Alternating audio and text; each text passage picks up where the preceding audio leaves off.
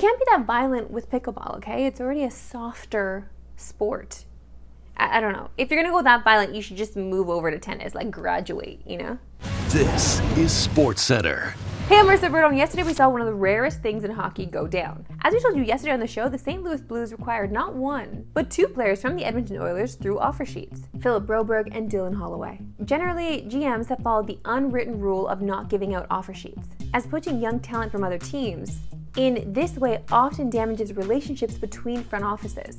Through this reason, that's why prior to yesterday, we'd only seen two offer sheets go through since 2000. So what happened in those two cases? Well, in 2021, the Carolina Hurricanes tendered an offer sheet to then Canadiens forward Jesperi Kotkaniemi. The deal came just 2 years after Montreal tried to acquire one of Carolina's players, but failed to do so when the Hurricanes matched the offer. Carolina's offer sheet also went along with a social media campaign, as after signing Kotkaniemi, the Hurricanes tweeted an Uno reverse card, while also changing their bio to French and announced that the deal featured a $20 signing bonus, a reference to Aho's number. And you know, I love petty, and that was petty. And if you remember at the time, the Uno reverse card was very popular on Twitter. The Hurricanes certainly got their revenge for the Aho offer in 2019, but was it worth it? So far, the answer is no.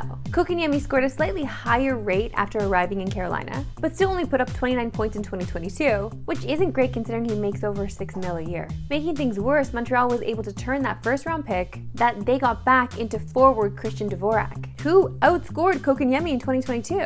Montreal also got a third-round pick in the deal. This is a similar story to when the Oilers acquired then Ducks forward Dustin Penner back in 2007. Edmonton was in desperate need of scoring at the time, and with Anaheim pressed tight against the cap, Penner became an Oiler. The offer sheet started a massive feud between then Oilers GM Kevin Lowe and then Ducks GM Brian Burke, which got so bad that apparently Burke tried to fight Lowe in a barn he rented in Lake Placid. Come on. How is this a real story? But then when you pull it back even further, it's like they're still men after all. You know what I mean? If it's gonna go down, let's throw down.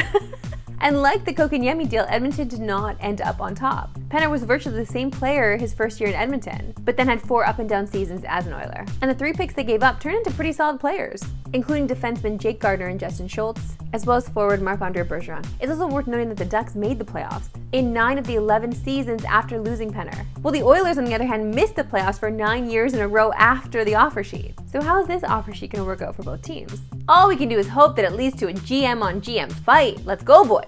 Anybody got a barn we can borrow? Time now for my favorite segment and yours, Why We Love Sports Today. Why we love sports today. And August can sometimes be a little dry in the sports world. We did have a comment yesterday on the coin video asking if it was a slow news day, and I replied yes, it is, because well, that's just facts. But it's not slow when it comes to fun viral clips like the coin one and the one I'm about to show you now.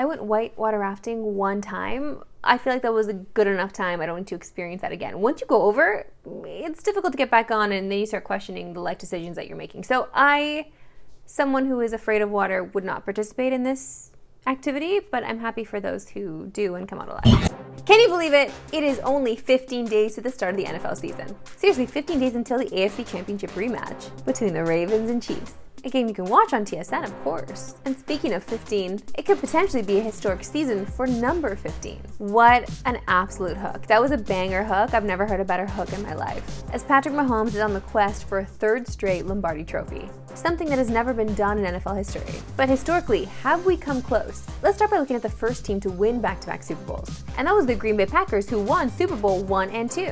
But Vince Lombardi stepped down as head coach after the 2nd Super Bowl to focus on his GM duties, instead of trying to push for the three-peat. Well, the Packers went 6-7-1 and missed the playoffs. The next team to win back-to-back Super Bowls was the 72 and 73 Dolphins, who famously had that perfect season in 72, and they had a legit shot at it going into year 3. They finished 11-3 and lost to the Raiders in a tight divisional round matchup. Now, the Steelers won 4 Super Bowls over 6 years in the 70s, took 2 years off from winning the bowl, then went back-to-back again. Perhaps the closest team to winning 3 straight is the late 80s 49ers, who were favorites to make it to a 3rd straight Super Bowl, up against a backup quarterback in Jeff Hostetler, and the Giants in the 1990 NFC Championship game. But MVP Joe Montana was knocked out of the game, as New York upset San Fran and went on to win the bowl over Buffalo.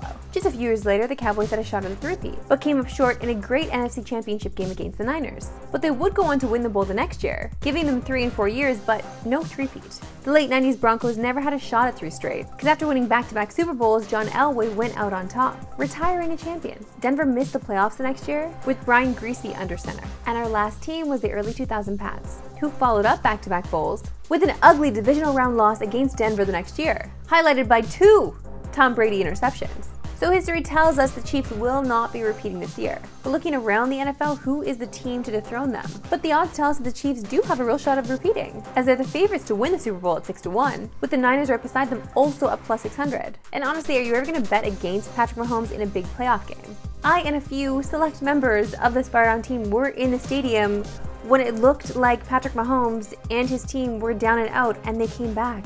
And they won it gloriously, like the only way they could. And to see that happen firsthand, I feel as though it's hard to bet against them. It's hard to bet against this team and the magic that surrounds it. I don't know if it's gone away.